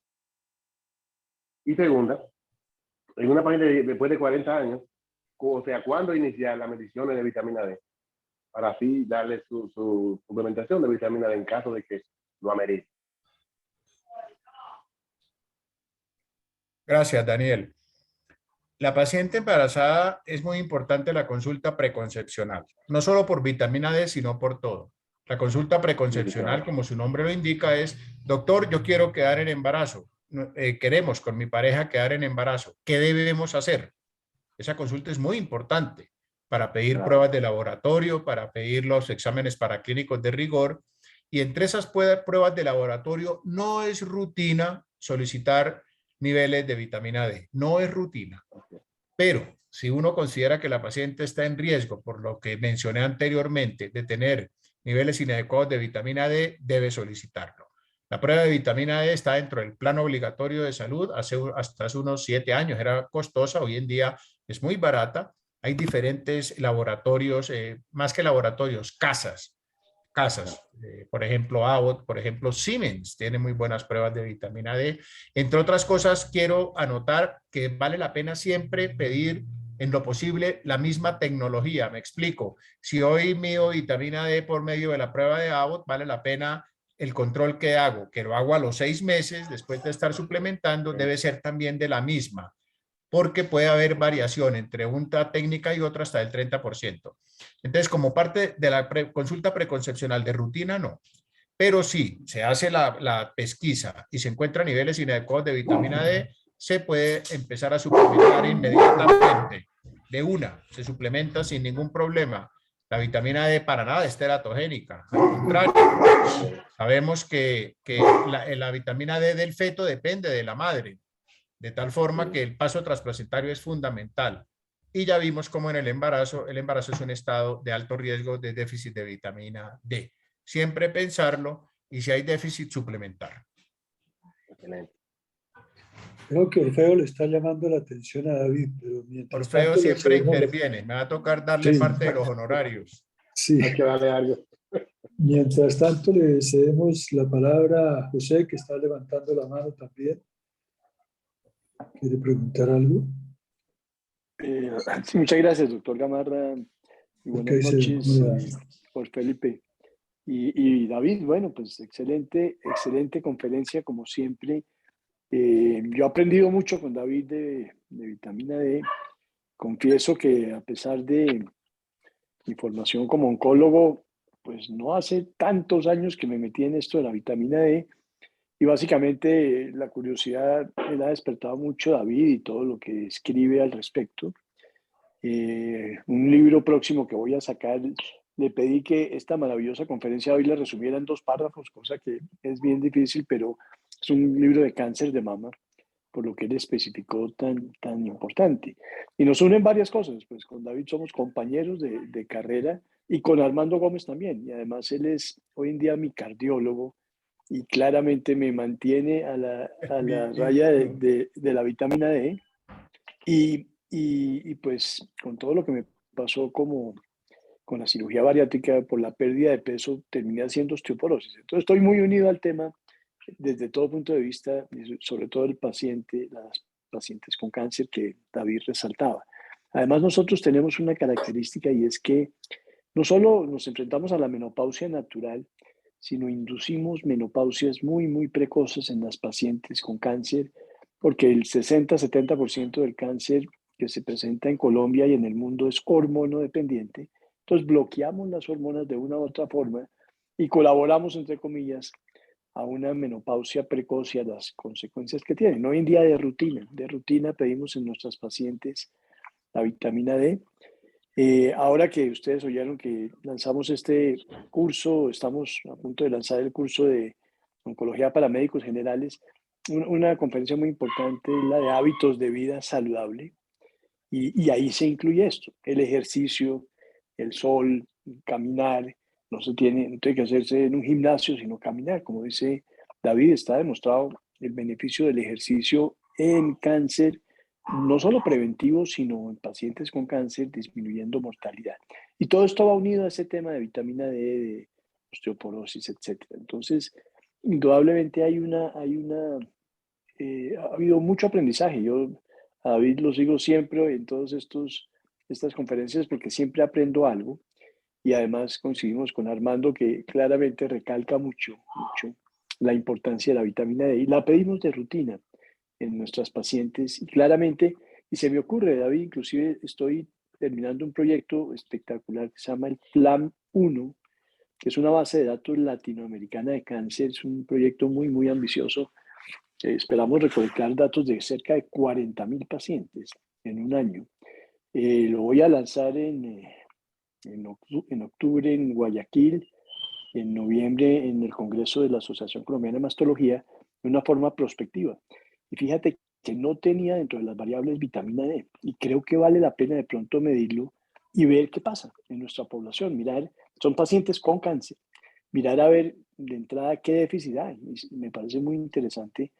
No se me ha ocurrido, pero oyendo tu conferencia ahorita, me parece que será una variable muy interesante de medir desde el principio y al final concluir qué tenemos. En una cohorte, ese es el FLAM-1, que es latinoamericano, pero el ACM2, que es nacional, y aspiramos en Colombia que sea una cohorte de cerca de las 3.000 pacientes por lo menos. Entonces, sería muy interesante mirar en esa cohorte específicamente de cáncer de mama, porque este diagnóstico de cáncer de mama por primera vez, qué comportamiento tiene de base y obviamente las mediciones posteriores. Entonces, esta conferencia tuya, como siempre, me despiertan inquietudes y me acaba de prender el bombillito que podemos todavía incluir esa variable.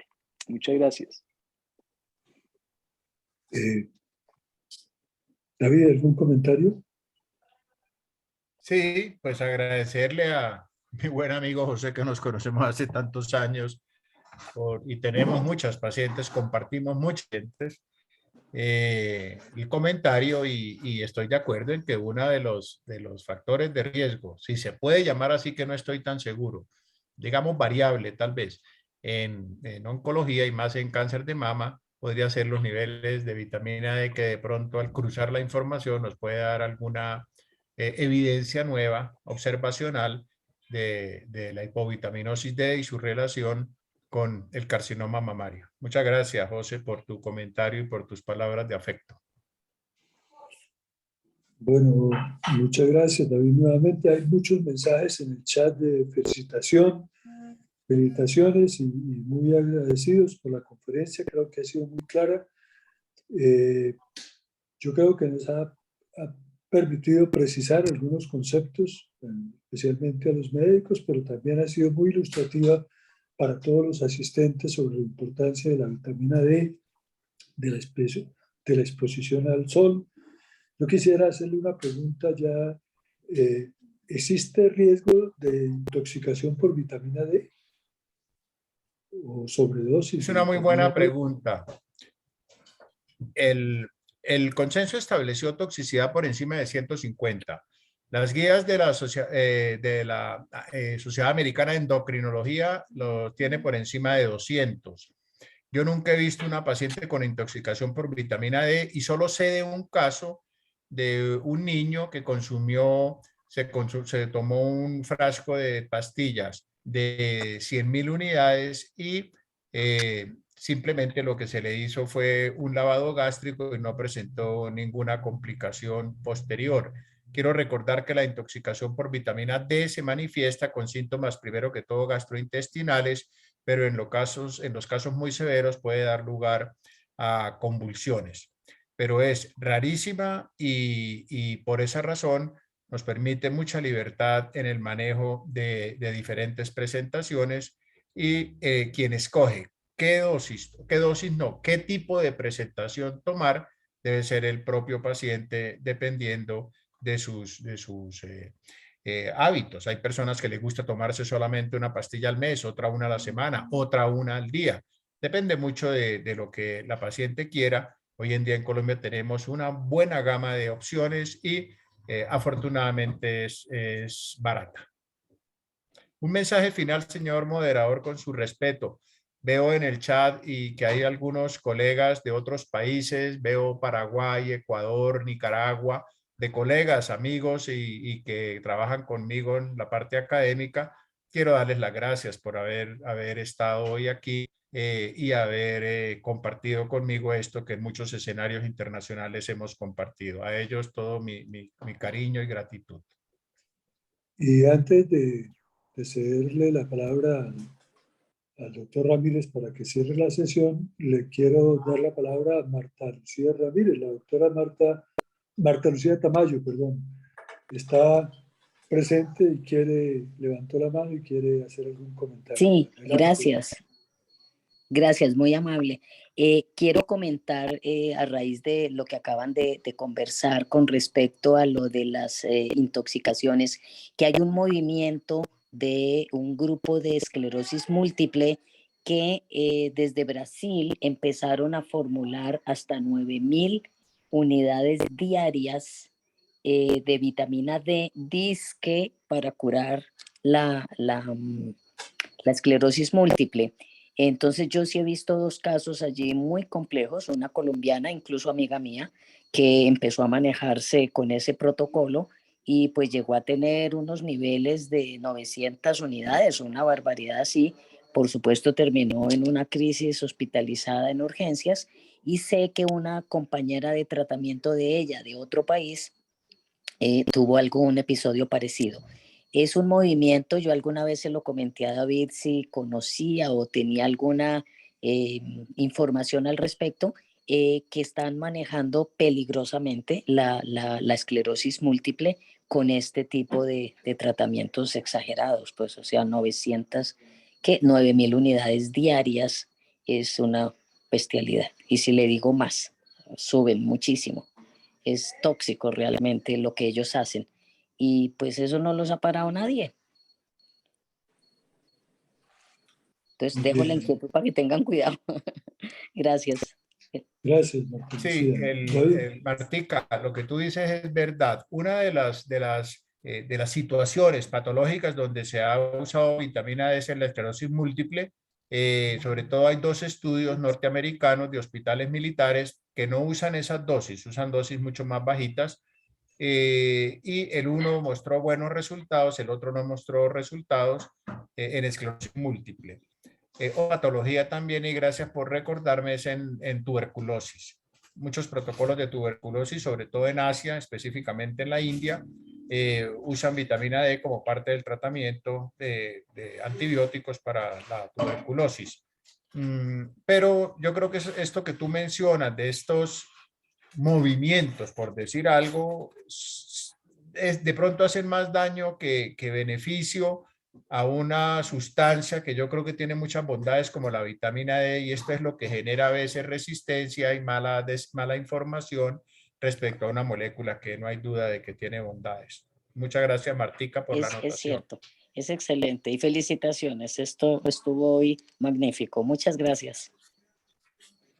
Muchas gracias. Entonces, Jorge, tiene la palabra. Para que Gracias, Germán. Antes cierre. de cerrar esta excelente reunión, conversatorio, yo quisiera invitarlos a la dentro de 8 días, que es la número 127, con un tema importantísimo para todos, que se llama Reforma Tributaria del Nuevo Gobierno. Y la pregunta es, ¿cuánto nos puede afectar?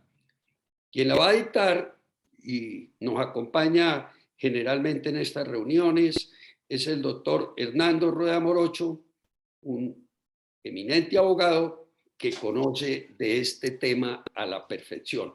Por lo cual los invito a todos y nos va a hacer la moderación su hijo, David Rueda Mantilla, que también está especializado en estos temas tributarios. Por los cuales, gracias Hernando, que yo sé que nos está acompañando, gracias David, y espero que tengamos una muy buena asistencia a este interesante tema que a todos nos tiene de una u otra forma preocupados. Hay mucha especulación y esperemos que Hernando nos aclare todo eso que se nos pasa por la cabeza en cuanto a este tema tributario.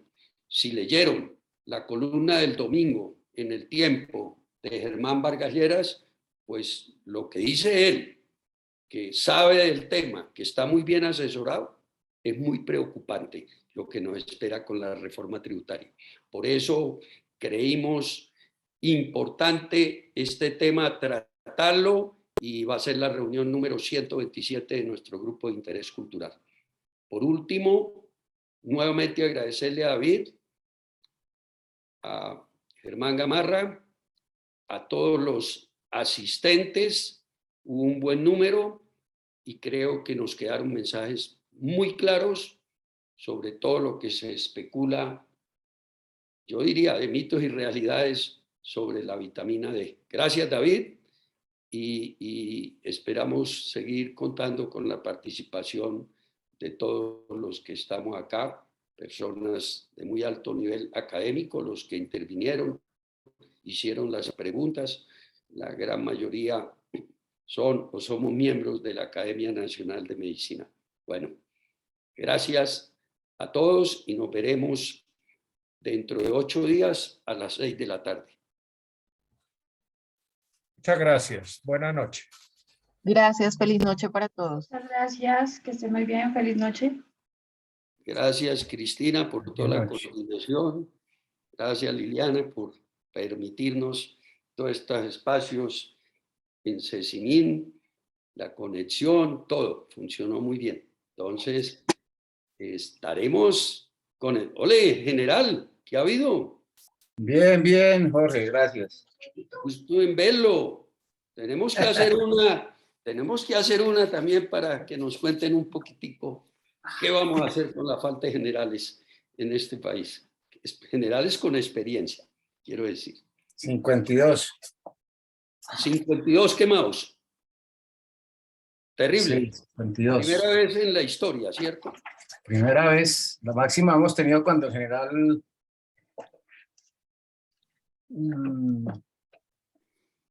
el director de la policía 8, ¿no? Con el general...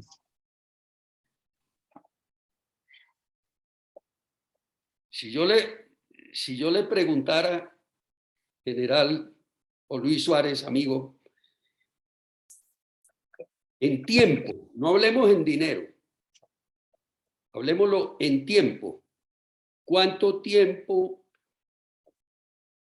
en horas, en años de formación en las fuerzas militares se necesitan para volver a equilibrar estos 52 generales que salieron de un día para otro. Es decir, en formación, desde que comienzan en la escuela militar de cadetes, en la armada, en la escuela de policía, hasta llegar a los grados de brigadier, de mayor general o de general full. ¿Cuánto? Es decir, esos son muchos años de la vida que se necesitan, aparte del costo que implica eso desde el punto de vista económico.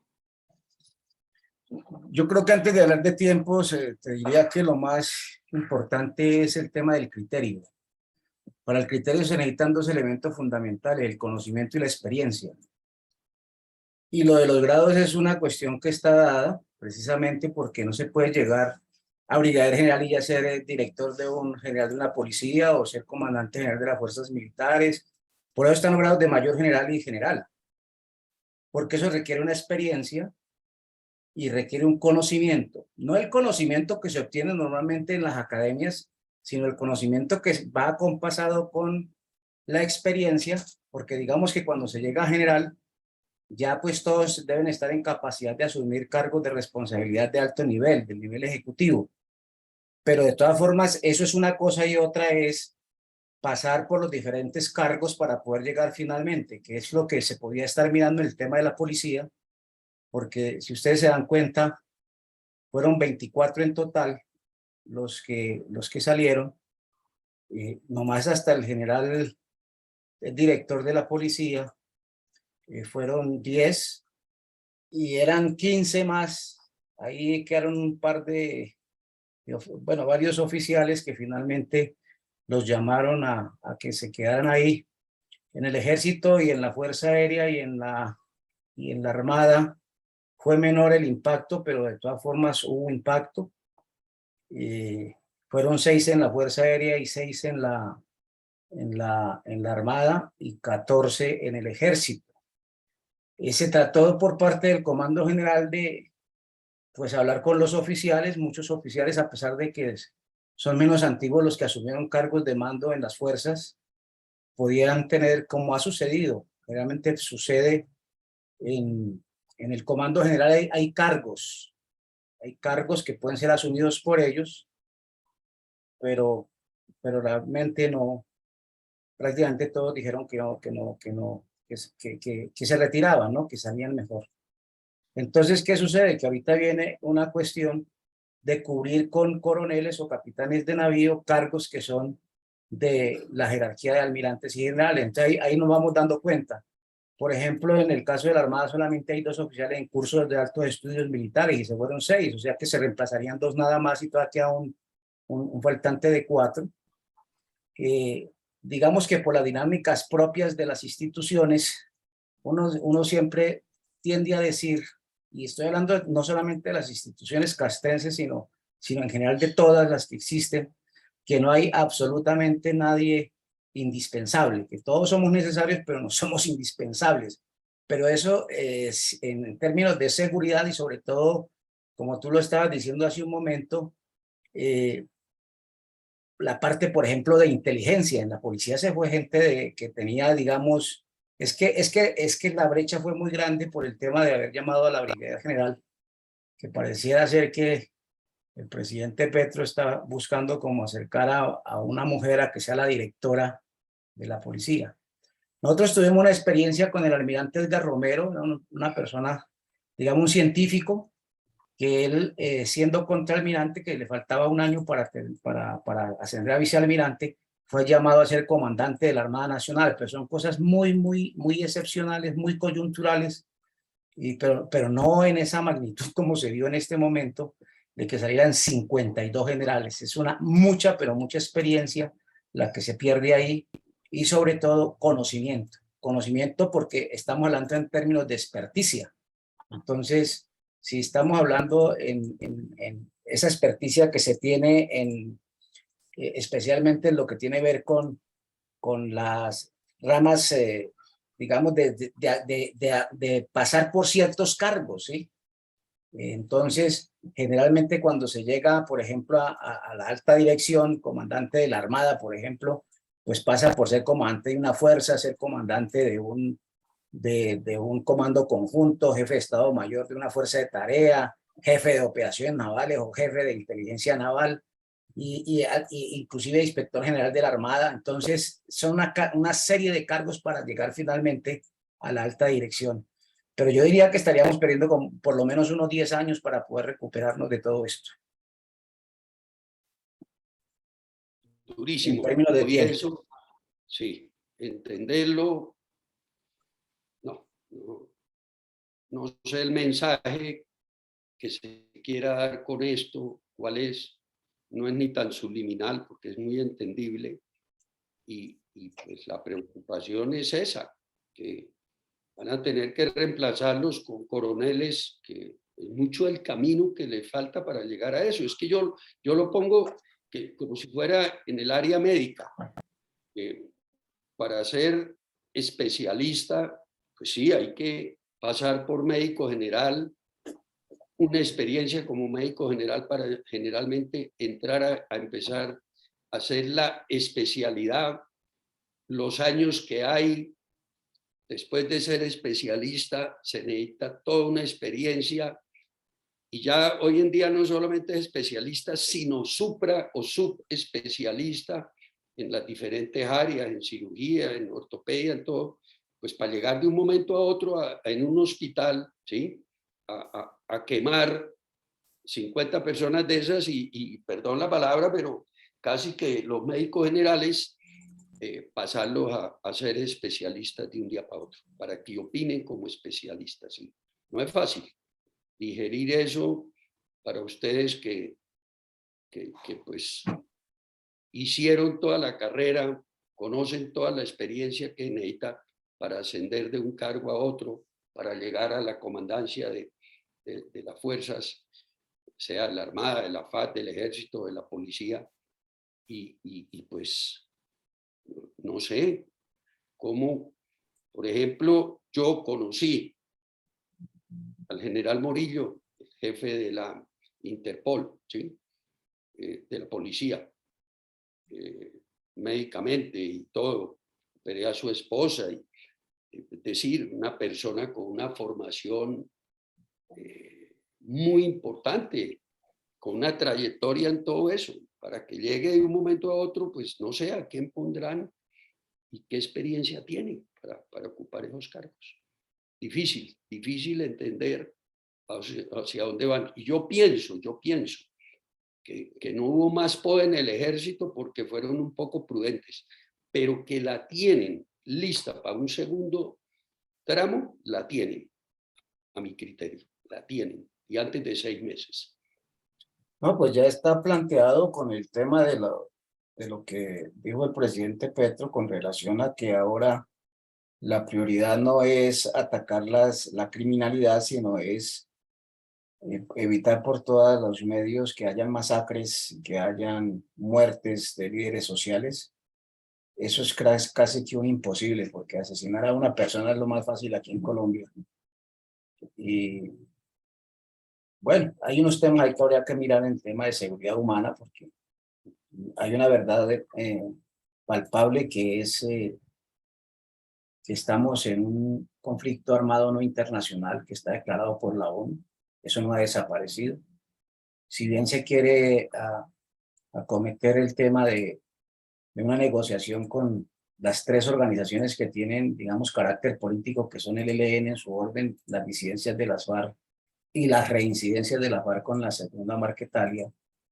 Tenemos la otra parte, que es un componente criminal, que no se puede dar ese tratamiento, sino que el tratamiento es de sometimiento. Sin embargo, pues lo que están buscando es hacer una variable que se llama diálogo en lugar de negociación, pero bajo las circunstancias de acogimiento, ¿no? Entonces, ¿qué le van a decir a esa gente? Le van a decir, usted tiene que decir la verdad, tiene que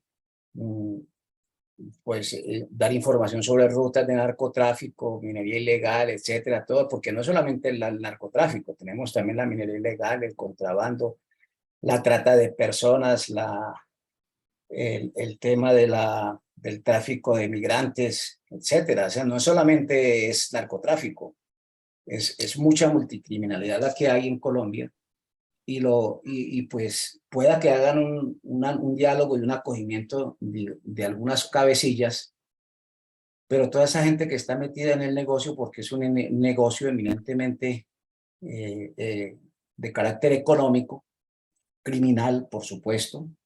Entonces, eso es una cuestión que los que están más abajo no se van a volver otra vez allá a la mesa de billar donde salieron, sino que siguen y son reemplazados por otros. O sea que eso es un efecto cascada que va a ser muy complejo.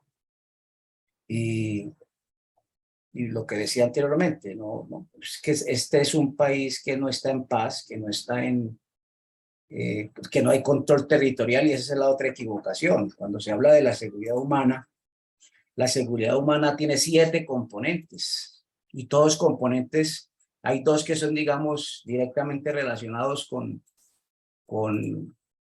las Fuerzas Armadas, que tiene que ver con la seguridad nacional, con la seguridad pública, y podríamos decir que hay una tercera, que es la seguridad de la ciudadanía, pero esa es de la policía más que todo. Es que hay, a veces también enredamos los roles, pero el resto es una seguridad política, económica, ambiental, de sanitaria, etcétera. Son 7. Esas le corresponden, es decir, el control del territorio, que es una equivocación que se tiene y que se ha tenido aquí en Colombia, que creen que es las Fuerzas Armadas las que tienen que entrar a cubrir todo el territorio. Eso no es cierto. Es el Estado como un todo, integral, porque ahí tiene que entrar desde el presidente de la República, que es el responsable de la seguridad en cabeza de él está, y esa responsabilidad es indelegable. O sea que él no puede exonerarse de esa responsabilidad, ni el ministro de Defensa, ni tampoco los demás ministerios que tienen que ver con toda esa seguridad humana que se está tratando aquí. Entonces, y no solamente eso, hay otras autoridades, la misma Fiscalía, el CTI, las organizaciones de investigación, de inteligencia, que tienen que acometer todo esto precisamente para contrarrestar y prevenir, porque indudablemente la principal función que se tiene de los organismos de seguridad es la prevención. Entonces, es decir, eso que se dice ahí, que lo de las hojas de vida, eso para nosotros no es nada del otro mundo, porque es obvio que tenemos que velar porque porque no hayan masacres, porque no hayan asesinatos. El problema es cómo hacer para una cobertura donde no se tiene el alcance suficiente, y hay un problema aquí grueso que yo creo que es el que vamos a tener que aclarar, y vamos a tener que escribir sobre eso para que la gente tenga, y la opinión pública tenga, un conocimiento más claro. Es que los gobiernos en América Latina en general se han dado a emplear una cuestión que se llama la securitización. La securitización significa que le dan un tratamiento de seguridad a asuntos que son de índole social y que deben ser resueltos con políticas públicas. Entonces, si se dan cuenta, en el tema de la seguridad humana, hay 3 cosas que son fundamentalmente de Fuerzas Armadas, pero el resto no le corresponde a las Fuerzas Armadas. Y esa gente que debería estar ahí, esos funcionarios públicos que están inmersos dentro de esas responsabilidades, esas funciones y esos deberes, pues tienen la obligación de cumplirlas a cabalidad, y eso es lo que nos permitiría realmente tener un control territorial. Pero si ustedes se van a muchos municipios del país donde no hay ni siquiera las autoridades, no estoy hablando de la policía ni de las fuerzas militares, estoy hablando de la fiscalía, estoy hablando de la procuraduría, estoy hablando de organismos de control que deben estar allí, y para acabar de completar los otros, que son los que complementan esos 7 factores que componen la seguridad humana. Entonces, eso no es decir o querer endilgarle a unas autoridades una responsabilidad cuando no es única, es de todos los que forman parte del gobierno nacional, y de ahí la importancia de a quienes pone de ministros y a quienes ponen los diferentes cargos de responsabilidad en este sentido. ¿Cómo la ve si para el primer martes de septiembre hacemos una reunión? Usted me ayuda, la coordinamos. Usted y me gustaría 2 generales más. Yo puedo hablar con el general Murillo a ver si él nos acompaña, y buscaríamos uno del ejército, que nos hablaran un poquitico sobre todo esto que sucedió y qué nos espera como país en todo esto, en planes de seguridad, de todo lo que esto puede afectar con el narcotráfico, con la delincuencia común, todo lo que venimos padeciendo, que yo estoy seguro que con esto se nos va a intensificar. ¿Cómo ve el tema que lo pudiéramos tratar de una forma constructiva? No sé si es